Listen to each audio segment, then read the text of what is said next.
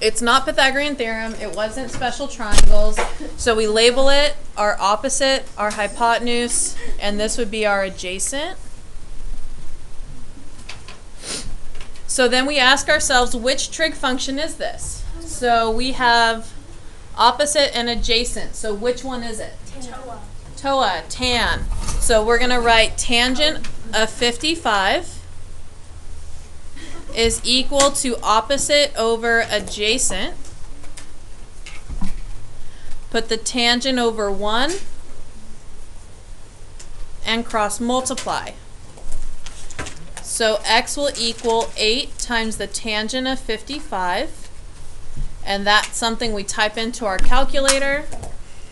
And what do you get? 11.4. Good, 11.4.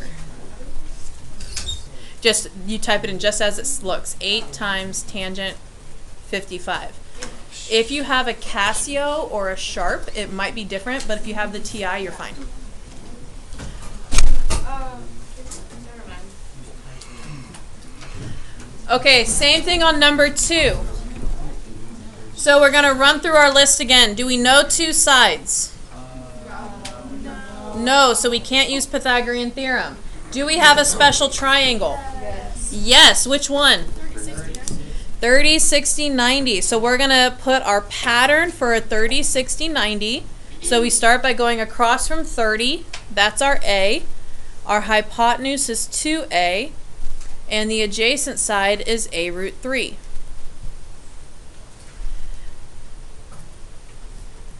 So we take the side that we have a number on. So A root 3 equals 15 root 3, and we solve for A. So in order to solve, we have to divide both sides by the square root of 3. And what do we get for A? Okay, so that means x is going to equal 15. What does y equal? 30. 2 times 15, which is 30.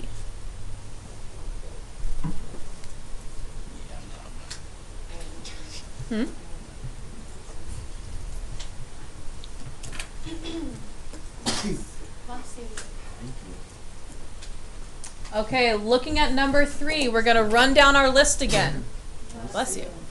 Do we know two sides of our triangle? Yes. Then we can use Pythagorean theorem. Okay, so we don't have to do any trig here.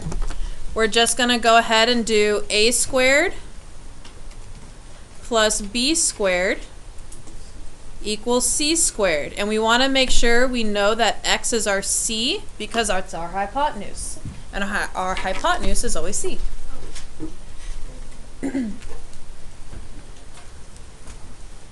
So then we can type into our calculators 27 times 27, 729. How many of you guys have found the squared button? There's a button that you push and it squares it for you. It's the one that says X with a 2 on it. Okay. So what about 22 squared? 484. 484. So what's 484 plus 729? 1,213. And then how do we solve for X? Square. We square root it. So did you guys see the square root button yet? Yes. All right, do you know how to get to it? I know. Okay, so mine's a slightly different calculator, but the screen should be the same. So your square root should be right above your squared button in a different color. To get there, you're going to hit the second and then the x squared button, and you should end up showing a square root. Then you can type in your number, 1213, and then enter, or equals. So this would be 34.8 for x. Okay, did anyone get something different or not get that? Thank you. What'd you get? I have a question. Yeah. Do we ever round to the nearest 10 with We are rounding to the nearest tenth. Oh. Read the direction. The directions will tell you what to round to. So tenth is the first decimal spot. So if it says whole number, we would have written 35. For right now, we're going to say tenth. As you get further along, they're going to start wanting hundredth or thousandth. because the further you go in your decimals, the more accurate your answer. So for right now, we're sticking with just the basics. We'll just do the 10. And when you get further on, like next year and in advanced math, you'll probably go 3 decimal places. Okay, looking at number 4. Go through our list again. Do we know 2 sides? No, so we can't use Pythagorean theorem. Do we have a special triangle? No, because we have a 72. That's not a 30, 60, 90 or a 45, 45, 90. So that means we have to use our sine, cosine, tangent. So I'm going to circle my angle, have my opposite, go across from 90, that's my hypotenuse, and then my adjacent is the last side. So which trig function are we going to use here? So it's opposite and adjacent. So which one uses opposite and adjacent? Tangent. Okay, so we have tangent of 72 equals opposite 25 over adjacent x. We put our trig function over 1 and cross multiply. So we get 25 equals x times the tangent of 72. Now this is one where x isn't by itself after cross multiplying, so we have to divide both sides by tangent 72. And then in our calculator we type this in, and you should get 8.1.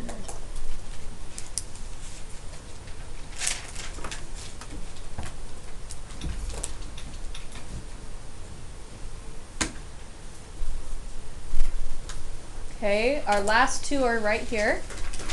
And we're going to run through our list again, trying to figure out, are we doing Pythagorean theorem, are we going to use a special triangle, or are we going to use trig? So when we look at number 5 here, do we know 2 sides? No, so we can't use Pythagorean theorem. Is it a special triangle? Yes. Yes, it's a 45, 45, 90. So I'm going to go ahead and label my pattern, which has the 2 legs the same and the hypotenuse equal to a root 2. I'm going to take the one side that I know and solve for a.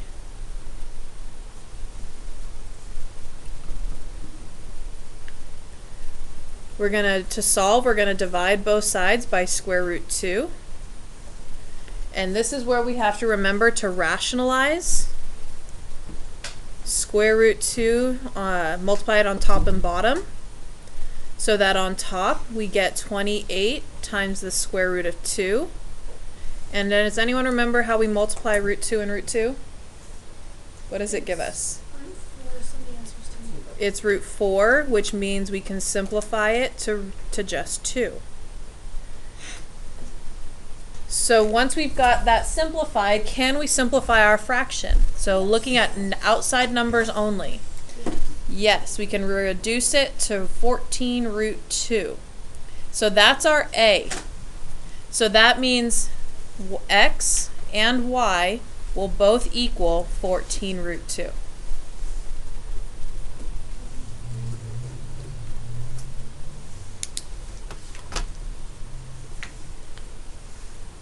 Okay, questions on that one?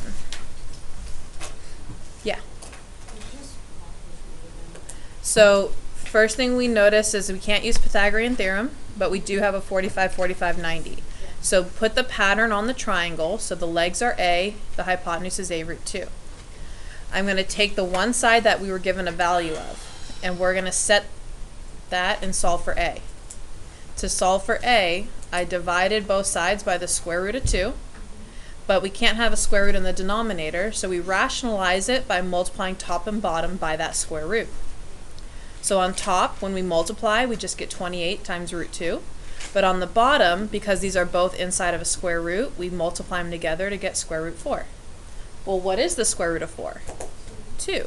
So at this point, we look, because now 28 and 2 both are outside of a square root, we can combine them if possible. In other words, can we divide 28 by 2?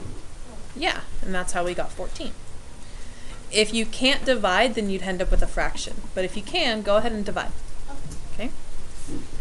All right, last one. Do we know two sides? Yes, so what can we do? Pythagorean theorem. Which one is our C?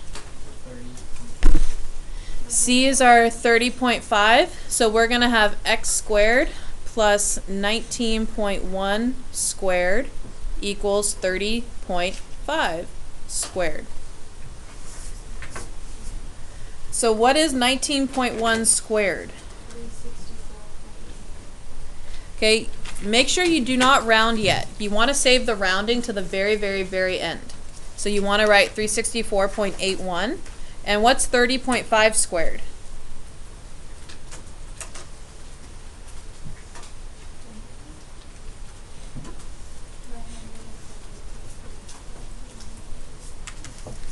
Okay, so then to solve for x squared, we're going to have to subtract 364.81 to both sides.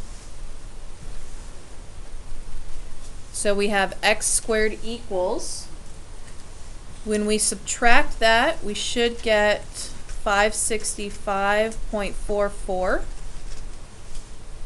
And then we square root both sides to solve for x. So what's the square root of 565.44?